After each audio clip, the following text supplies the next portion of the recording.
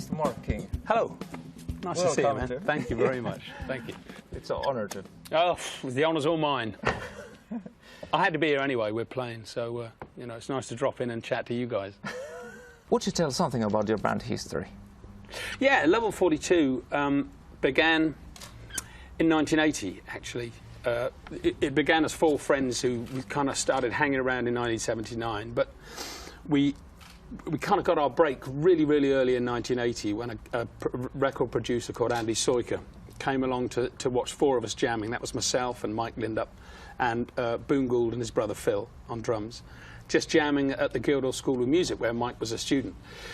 And we were playing all kinds of things, really. I mean, there was one track where I'd play on guitar, there was another track where I picked up bass, because I really wanted to be a drummer.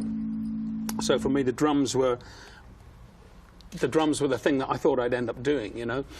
But it was lucky because in 1980 we'd just gone through this whole period of punk music, you know, which was, we all know, sort of this quite sort of you know, angry and aggressive, not played particularly well, but that didn't matter. That was the whole point, is that it's like it was anti-establishment, so we don't study, we just get on and play.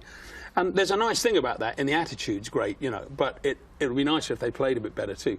So we were sort of coming from the point of view of you know, it was actually quite hip now. It had gone underground to like a lot of the jazz guys and fusion musicians that were coming from America all through the 1970s, you know, guys like the Mahavishnu Orchestra, Weather Report, you know, Joe Zawinul, all the guys that came from Miles Davis, Return to Forever, Herbie Hancock, so many great musicians and players, and of course they're all instrumentalists largely. So we were just getting together jamming and playing instrumentals, but this guy right from the word go said, if you can sing on one of the riffs, he said, and it's the riff where I think you, and he pointed to me, he said, you were playing bass, and the tall guy there with the big nose, you were on guitar, and this is kind of how it started. So we said, all right. And that was a song called Love Meeting Love, which was this, Yeah. Oh, how does it go? Shit, I can't remember now. That's it.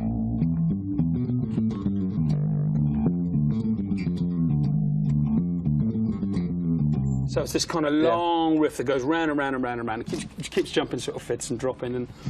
And he said, if you can sing on that, get somebody to sing it. He was saying, get a singer in, you know. But I thought, well, no, it's all right, you know. It was like my sequence, so I'll come up with a melody. And Boone, who I was living with, the guitarist with the big nose, was he had to come up with some lyrics, and we did, and that was it. And Andy Soiker put it out, and it was sort of like a very small hit in the UK, but it was enough of a hit for everyone to go, oh, who's this new band that's coming out, you know, and why they don't sound very punky, or they don't sound like New Romantics, they sound a bit different, you know.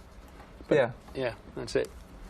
Where did the name Level 42, where did it come from? It's really sort of carry on from that, the punk thing of it. You know, the punk bands that we'd all just been immersed in for the last 5 years were all quite sort of aggressive names. The Stranglers, The Clash, The Damned, the Sex Pistols, you know, it was all quite stuff. And we wanted to somehow distance ourselves from that, you know. Yeah. And so we thought numerology was quite a good way if you sort of just give it a number. So we wanted to originally call the band 88, but it turned out there was another band called Rocket 88. So we liked the idea of the something number. So there was a book called Hitchhiker's Guide to the Galaxy, in which 42 is the meaning of life and why we're here and everything. So, and it's a book by Douglas Adams. It's a great book, and we just happened to be reading it at the time. So we thought, OK, not 88, 42. And that was it.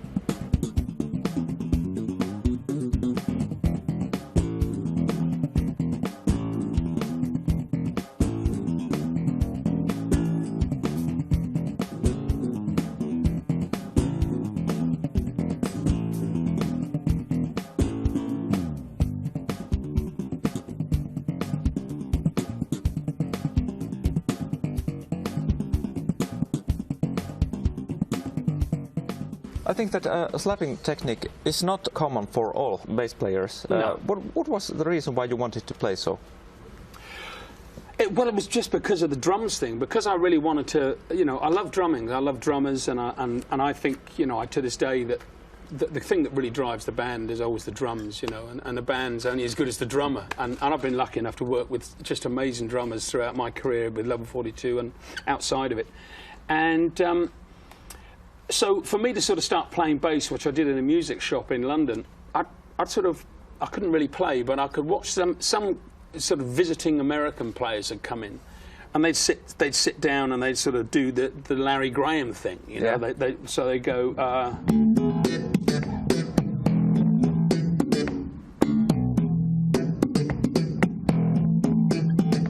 And I just thought, that's great, you know, because it's kind of everything's there. Yeah. And it made sense to me because it was they're just hitting it. It's like drumming, you know. So I started doing that. Yeah. But because I wasn't too hung, and this is interesting because I've done some gigs recently with Larry Graham, and he's great, man, because he's kind of the father of this whole thing, you know, with Sly and the Family Stone and playing fuzz bass and stuff. And you know, you would sort of think, well, you both play slap bass, but we have such different techniques. It's quite incredible, and you only really get to see it when you're there and when you sort of hear us both playing together, because Larry is so much bottom end and loud. I mean, man, he's seriously loud. And it's just great because he's just playing this boom, boom, boom, boom, boom. And for me, because of the way that I sort of started doing it in the 1980s, when synth bass, that we were playing sequence bass as well, was going along, that meant that I could sort of get up and instead of just having to keep doing all the low end stuff, you know, I could get around and start doing up the top end with a lot, and when you put those two things together with Larry doing those things, it really works.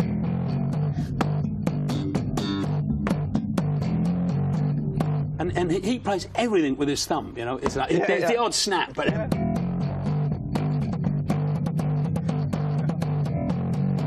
and my technique is different because I.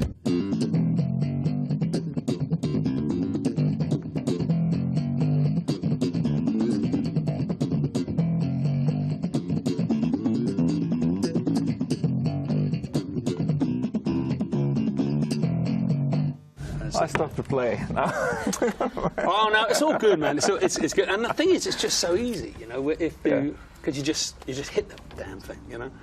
Doesn't matter what comes out, you know. And sometimes it's not so good, but sometimes it's awesome. So you know, you got to take the good with the bad. And I've been doing it now for 32 years in the band, and it's something that, you know, like I said, I love doing it, and I you know, I really enjoy playing like that. But other people sort of go, think it's really exciting as if I'm doing something really magic, and I don't get that at all, you know. It's just, surely everyone can do this, you know. You're doing everything so sharp and fast. I have done this 25 years, but I can't play like you. Well, thank you, you know. I mean, it is a combinational thing. It's not, you know, like I say, with Larry, you know, the way that Larry Graham plays isn't as fast, but that's because he's trying to drive. He drives everything out with his thumb, and he only does the odd snap and hammer on, you know. But everything else is really like that, and there is a limit that you can actually start trying to do it with your thumb. But if you double up by hammering on as well, so.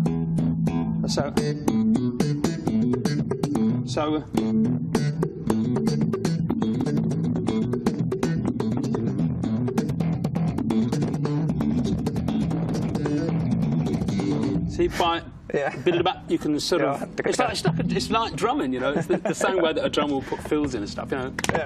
And you just do this. See? That's it.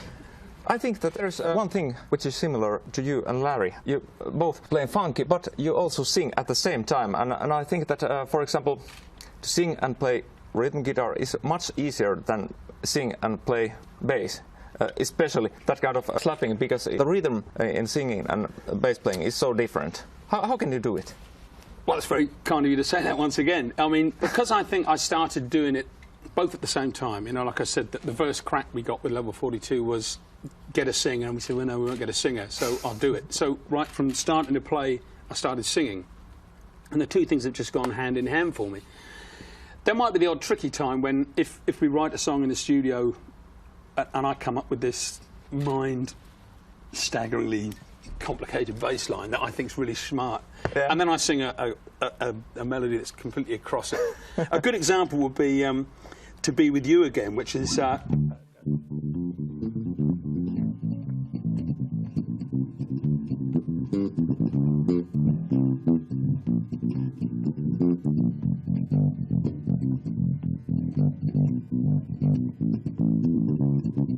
and the melody over it was, I've been making moves in chains, wrapped around my hollow heart, the thought of you remains. I can't replace your face no matter how I try, but in the night I cry from wanting you. And I remember the first time we got into rehearsals, which was just like sort of 3 days before the gig. Yeah. And I'm going, oh man. And it's like, whoa, this is going to be tricky. But and he goes, I've been making moves in chains, wrapped around my hollow heart, the thought of you remains. I can't replace your face no matter how I try, but in the night I cry from wanting you. And off it goes again, you know. So it's all right. It's amazing because it's easy stuff, you know. If you do it, you do it. And when you're on stage, if you concentrate too much, or if something happens, because it's best to do it on sort of like autopilot. I don't mean that to sound like I'm not into doing what I'm doing, because I really am. But there's ways that the learning process is, and you're talking about a memory function, really. And so the best thing is just to like, come on, let's let it all come out. But if something happens, like a bump, or there's a fill, or somebody goes clunk, and you go, oh man, what's the next words? And then the words are gone, and then you think, what key are we in? And it all suddenly everything goes out the window. It's crazy. So you're better off just doing it autopilot and thinking about what you're going to have to drink afterwards, you know. Okay. So easy. Yeah, it's easy.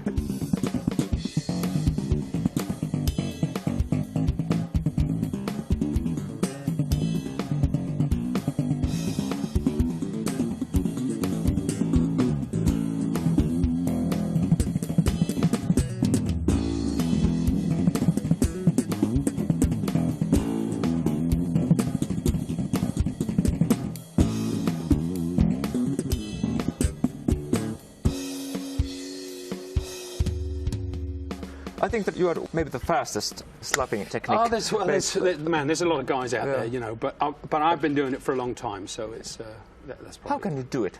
Sometimes it's like a machine gun or something. Yeah, well, it's just you know, it's just that sort of that linear way of playing. You know, it's just the way that I sort of see it, of it being almost like sixteenths. It was kind of always the basis of level 42's things, but like, because Phil would always be laying down sixteenths on the hi-hat, so everything was always going like that. Oh, sorry about that, my phone. So with that being the case, that's when you get the...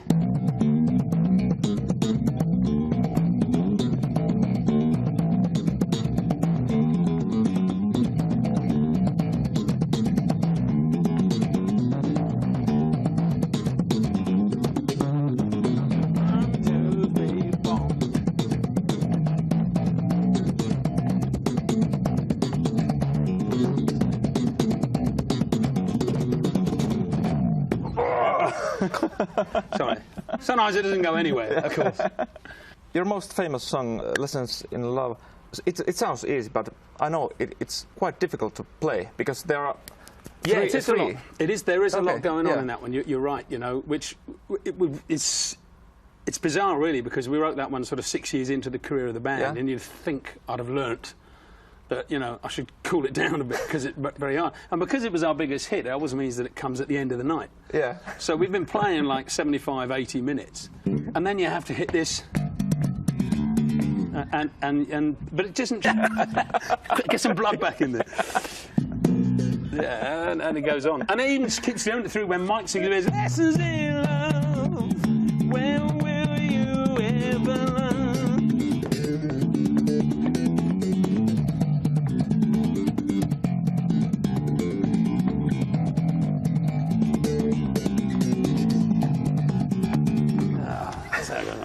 But it's nice because you can take it any which way you want, you know. It's all right. And that's nice because Mike sings that bit. Can you describe what elements makes music groovy? Oh, well, that's oh man, that's a great question, really, because It's difficult.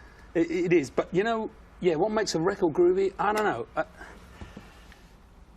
Yeah, I don't know. But I'll tell you what I do know, and that is because my youngest girl Marley, she's 16 years old, and a couple of years ago she had a good school report, and I said, you know, I'll buy her something, baby, and she said, I really would like a guitar.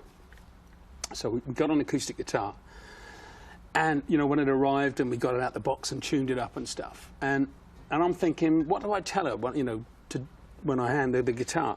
So she, you know, I said, okay, now this is sweet. I said, don't get hung up on your left hand.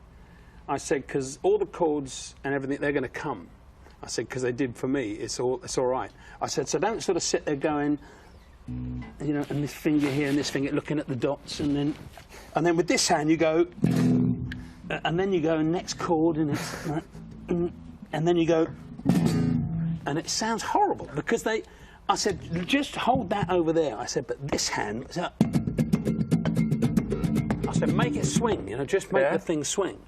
And I said, because the rhythm is great, so.